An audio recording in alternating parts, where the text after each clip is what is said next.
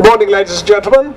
As you know, this new inaugural event, Chelsea Auto Legends, is this year celebrating the Le Mans 24 Hours, and you can see that extraordinary lineup outside, I'm sure you already have, of genuine Le Mans cars. But it's also celebrating that wonderful movie, the Steve McQueen movie, where you saw the 917 Porsche and the 512 Ferrari battling it out. There's one man whom we obviously have to have here, because if you think of Le Mans, you think of the Union Jack, you think of Derek Bell. He won the race 5 times. By my reckoning, he was extremely unlucky not to win it 9 times. He did the race, how many times, Derek? 26 Le Mans 24 Hours. He's still at it. He was racing at Brands Hatch yesterday. He was testing Bentleys at Bruntingthorpe on Thursday. He's on an aeroplane back to do a 3-day event in Arkansas as soon as he's finished here. He never stops, so it's great that you fitted us in. Derek, welcome to Chelsea. Thank you. Well, I couldn't very well not, could I? It was funny, the people at Brands couldn't quite understand why I wouldn't stay and go along today to watch the DTM, and I tried to explain to them that I had a much more important engagement, but they actually fortunately understood, because they did know a bit about Le Mans history, but it was not easy to start with. We'll talk about the race itself in a moment, but let's first talk about the Steve McQueen film, because as soon as you'd finished doing the 1970 race, which was your first time at Le Mans, you then started working actually on the race itself, and I think you got to know Steve McQueen extremely well. Yes, well, I'd had my couple of years' experience at Ferrari, which was great, Formula 2, Formula 1, and then out they came with a sports car, which was the car you see on the right, the 512S. Actually, that's an M now, but it was an S, I think I'm right in saying. And there was the car I drove in the film. And my first race was at Spa in a 512S for Jack Swatters, and then from then I had a moderately good result there, and Mr. Ferrari said, I'd like you to come back to the factory team and drive at Le Mans. And so I went there and drove with Ronnie Peterson, and of course we had a pretty bad time there. I mean, we were fine, the engine blew up for us, but they all thought we were involved in this 5-car crash, which I managed to slip through without anybody noticing, and I was really and even the Ferrari team to this day believe I was in the crash. Anyway, that was really the beginning of it, and then of course I stayed on with the Jack Swatters car, which actually is that car, with them painted red, and I worked on the film with Steve McQueen, so it was an intriguing time. When you watch the Le Mans film now, it's hard to remember that of course it was shot 40 years ago, when technology for clever stuff with computers and cameras didn't really exist. And I think I'm right in saying that Steve McQueen insisted that there was no slow movement speeded up for the film. It all had to be done at maximum speed, all those shots. Yeah, I mean, everything had to be done flat out. They did 22 hours of filming during the race. We had Jonathan Williams, amongst others, driving the little 908 with a couple of cameras on the car. And also they had cameras around the track. So they actually had 22 hours of footage of the real race. And every evening when we were making the film, it's like a month later, they would actually take us in a room in the morning and say, look, this is the scene as the cars were streaking through White House in the second hour, and we want you guys, because we had all the same cars, we want you to go back in that order and then reenact it, and then they'd do the trick work that they had to do. That actually died a death after a few weeks when they realized that it actually was too hard to do, but it was really kept as real as possible, and the speeds, we kept up the speeds, and as you know, dear old David Piper, that is here somewhere because I drove in with him, he was involved in a crash and I was involved in a fire, so it was all done pretty darn true to life. Let's just ask how many people in the audience here have seen the Steve McQueen film. Either did you see it when it first came out, or have you seen it something? Well, an awful lot of hands going up. We've got some clips. It's difficult for us being so close to the screen to see them, but I hope you will be able to. I'm just going to ask Stuart, who's working away behind with the computer, to show us about 35 seconds of the car-to-car footage between actually that 512 Porsche and the 917. So Stuart, if you can roll, he's just looking in his computer to find the right little bits. Here it comes. I hope you can see this.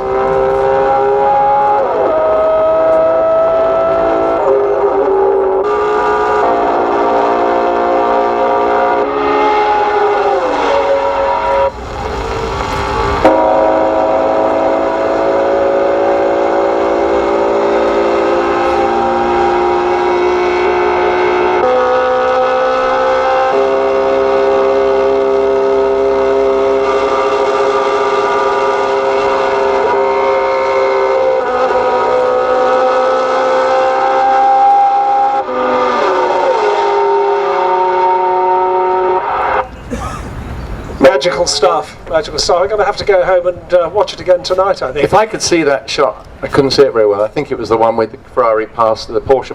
Ferrari past the Porsche, and on the back of was it that way around? The Ferrari. That was the Porsche passing the Ferrari. Yeah. I was driving whatever that car, and they put a frame across the back of it, and the frame was bolted onto the back of the chassis, and it came out so that the camera was right in the middle of the body at the back of the Ferrari. And it was on a magnet, and this frame came out, and we had to go down the Mulsanne Straight, and obviously we didn't go at 200 miles an hour, we were doing probably 130, it felt like 300, but it was, and we went down there, and the principle was that I would pull out, and actually with this frame sticking out the side, and drive down the side of the Ferrari, because obviously Steve wasn't allowed to do the really dangerous stuff, they gave it to us mugs. And so I drove down beside the Ferrari, and as we went down, obviously the idea was to get as close as you could, so it was pretty impressive. Trouble is with CinemaScope, it looked very unimpressive, but we were literally 4 or 5 inches apart.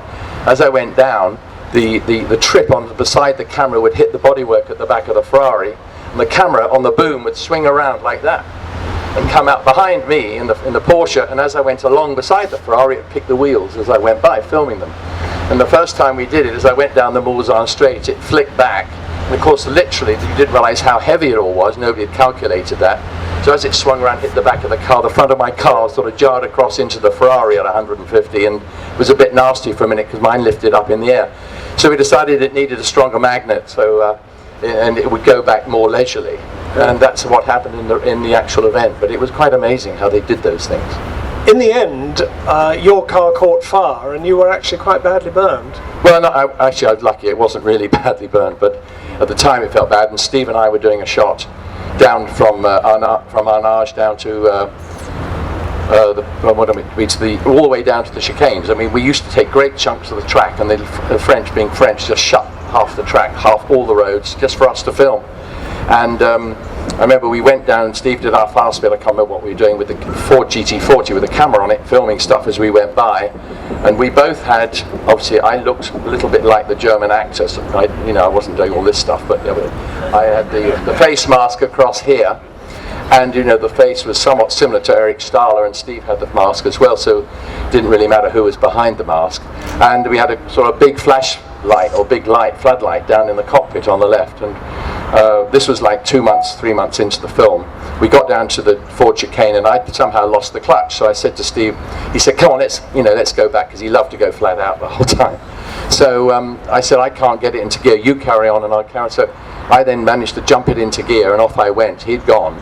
So I'm tootling back, come around the Indianapolis corners the wrong way, and suddenly the car just exploded. It was closed then, of course, and it exploded. Sort of this big boom went up in the cockpit, and I realised, because the cars weren't being maintained perhaps the way they would race-wise, and there must have been fuel laying there, and something exploded. And of course, you're even doing 60 miles an hour to stop a car, and you have to undo the door here and lift it here under your seat belts and bring it to a halt without a handbrake, because every time you took your foot off the brake, it kept rolling. And when you've been doing 150 miles an hour, 30 seems quite slow. So you're ready to jump out and realise you shouldn't. So you go back in again, a bit more brake. And then I jumped out, not feeling I was burnt, and suddenly I realised this side of my face was burnt. So I called for a fire truck for the car, and then I realised that they needed an ambulance as well. And then I must tell the funny part, was that if there is a funny part when you get burnt, while the car was flaming, and the pictures in Steve's book, or I know I've got the photographs, they're there. Oh yeah, but that's it, shows the picture of the car there, René Guissard sitting on it. And I mean, the fire was unbelievable.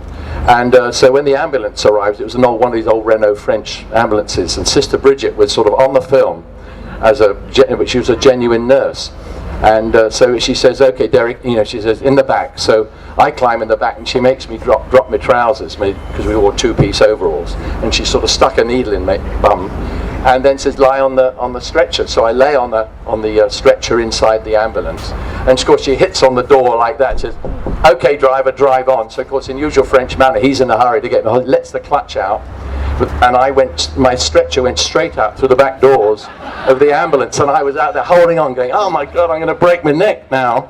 And then of course he had heard the crash and the corruption, so he hits the brakes, and believe it or not, I did go shooting back in. But and it made a funny scene at the time, and they never had it recorded, of course. But so out of all that sort of horror came a bit of humour. During the filming, you actually, with your family, shared a house, I think, for a while with Steve McQueen. So you obviously got very close to him. Yes, we became, amazingly good friends. The thing about it, people think, oh, he was a bit arrogant, but the trouble is everybody he met was usually trying to upstage him and prove they were a better actor, which possibly wasn't difficult. But they were all trying to prove they were Steve McQueen's friend. But I think with all of us, Dickie Atwood and Joe Siffert and all the drivers and Brian Redman and all of us that were there, we were just racing drivers and we had no ambition to be actors, and Steve had a great ambition to be a really good driver, which he was, an amazingly good driver. And so consequently we had this great rapport because we weren't trying to encroach on each other's land really. And as I say, we got on really well, had a lot of laughs together, which we can't go into now really because we haven't got all day, but it was highly amusing, and we ended up sharing a sort of a mini chateau together at the end for about the last month. And then I subsequently saw him afterwards in Hollywood and that sort of thing, and we became good friends. 26 Le Mans, 5 victories of course, but I think you normally say that the race that was the most special for you was not the one you won, although you should have won it, you so nearly did, was the one in the McLaren where you finished 3rd and you were driving with Justin, your son. Yeah, Justin and Andy Wallace. I must never forget Andy's contribution. He's an amazingly good driver. And it was just fantastic because I was asked at the last 3 weeks before the race if I'd like to do, make up the team with he and Andy in the Harrods McLaren. And it was Mr. Fayed's brother whose son actually wanted the car and had the program. And so, and naturally the thought of going to Le Mans was great, but I knew we hadn't got a hope in heck of ever winning it in a McLaren. It was basically this phenomenal supercar. But we didn't realise at the time that it was going to pour with rain the whole time, that all the superstars were going to fall off and leave it to the old men to have a go. And I was 50, I guess I was 50 years old at the point. And I thought, I hadn't trained for it, I wasn't really ready. And Le Mans is a real mental approach to it, and you started getting in shape or mentally ready for Le Mans in January after Christmas. And it was just a fabulous sort of preparation build-up, but I couldn't do it, so I just knew we weren't going to do well. And then lo and behold, 3 hours into the race, we're lying in first position. And we tramped on all through the night, had a wonderful race against JJ Leto and Ortelli and the other McLaren, which actually was the Works McLaren, but Ron won't believe it. And we had a really sort of a fantastic race all through the night, all on the same lap, all the time. All of us spun here and there, but we still kept this gap, and right through till about 11:30 in the morning. And then of course it dried out, and we knew that the gearbox wouldn't last in the dry, couldn't take it, but the factory car obviously had the proper gearbox that none of the private teams would buy, and they came through and won, and we came third. So it was great to be on the podium with your own son on Father's Day. So it was pretty special. Oh, it was Father's Day? Yeah. Oh, wonderful. Derek, we're going to have to let you go because you want to go and have a look around, and we mustn't be too greedy with your time, but just looking back at those 5 victories, of course the man who was with you for 3 of them 3 was the great Jackie Ickx, and you and he really seemed to fit together like a pair of jigsaw pieces. You just seemed to understand how each other set about the race. You were an extraordinary duo. What was Jackie Ickx like?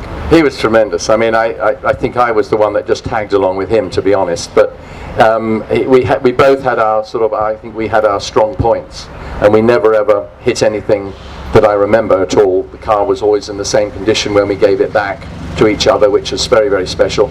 And he just had this amazing talent. I mean, to me, he should have been Formula One world champion long before he drove with me, just the fact I drove with him at Ferrari as well. And he was just such a talent, and he was so young. And, he should have gone on to much greater things than he did. But, he did have a lot of success, and of course he won Le Mans 6 times, so you can't knock that. Le Mans in the rain, and you did some extremely wet races. Tell us a little bit about the concentration and the strain of driving at 2, 3, 4 o'clock in the morning in traffic where there may be cars that are doing 240 miles an hour and there may be cars that are doing a mere 190 in the rain. Yeah, I have to say I don't think we did 240 in the rain, but we were too frightened. But it's very difficult on a straight not to go flat out. But the strange thing about the Mulsanne straight, and there's lots of drivers that have driven here, but you have to be driving I would say in a prototype, which will do, excuse me, up towards 200, well more than 200, but we'd be up to 200 in the rain. And it's amazing, when it's raining heavily, you can see the rain, and those of you who've driven on motorways and obviously exceeded the speed limit, the rain starts to really come straight at you. and really sort of and eventually it becomes a wall. And you'd be going down the Mulsanne Straight, picking up speed, and suddenly it would become a wall, and you actually couldn't see through it, and that was quite a frightening thing. And then you'll see a spur, and it'd be some another car, and you'd go past, and it wasn't so bad, but it was a very nerve-wracking experience. And I remember in the McLaren year with Andy, and Justin had already frightened himself to death, so he was sitting on the side, waiting for 4 hours to sort of get over it. And so Andy and I were driving a lot of the night, and then suddenly I got out of the car thinking I had at least 2 hours off at like 2 o'clock. And within an hour they call me and they say, you've got to get back in the car. And I thought, well, what's happened? And they said, Andy just called in and said he can't concentrate anymore. Which shows you a guy of his ability just could not concentrate, couldn't keep the concentration up. And that's the way it was. I mean, it was just so stressful because you're looking for you've got to remember the Mulsanne Strait's a road that goes down to Spain, and trucks run on either side the rest of the year. If you're there the year after the resurface, it's pretty good. But as the years go by, you end up with these gullies, and as you went along, obviously as you turn, you would keep on the left side for the Mulsanne kink. And you had to actually cross over from the railway lines on the left into the railway lines on the right to follow it round the tracer through, the grooves, and then as you came out, you had to jig across the road. It was pretty, and you remember the cars we drove on the old Mulsanne at that time, 4 miles straight, but of course we didn't have any ground effect. We didn't have any, even on the 962s, we took it away. And you think that there's Alan Hearn standing there, who was one of our great mechanics at the Gulf team with I'm sure you're there with the GT40s, Alan, but certainly with me in the 917 and the Mirage. And I mean, those cars were pretty damn frail, and we'd go out there in those conditions with no ground effect and really as little aerodynamic help you could get to get the car as fast as possible. And of course you had engineers that all they want to do was you to do well. They didn't really care whether you made it to the end of the race yourself. So we were almost expendable. And it was pretty frightening in the rain. Final question. We've got the two protagonists, the two great long-distance sports racing cars of the early 1970s, the Porsche 917, the Ferrari 512. You're pretty unusual, Derek, in that you've raced both of them. How do they compare? Which is the better car? Which would you rather have your backside in? Well, I like that one because I won a bit more with that, but it was also the newer car. The following year they then came out with the M, which was an improved Ferrari, but by then John Wyre's team had made that car so darn good that we knew that if we didn't go off the road, basically we were going to win.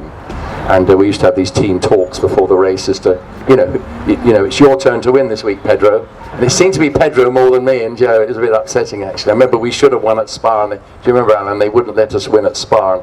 I got pole position at Spa at 163 miles an hour, and one of those around the old circuit.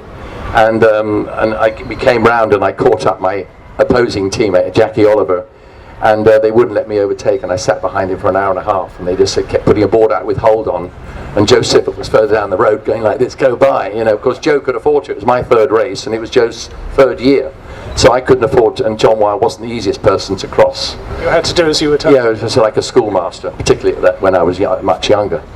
Derek, we're going to let you go and have a little walk around. The lineup of genuine Le Mans cars all the way down that white fence is quite extraordinary. I don't think I've ever seen so many Le Mans cars in one place spanning quite such a long period. Enjoy the rest of the day. Perhaps we'll twist your arm and persuade you to come up and have another chat with us this afternoon. But meanwhile, thank you for joining us. Thank you for coming all the way from Brands Hatch. Well, I was going to say from Florida via Brands Hatch. Can we have a big hand, ladies and gentlemen? Derek Bell.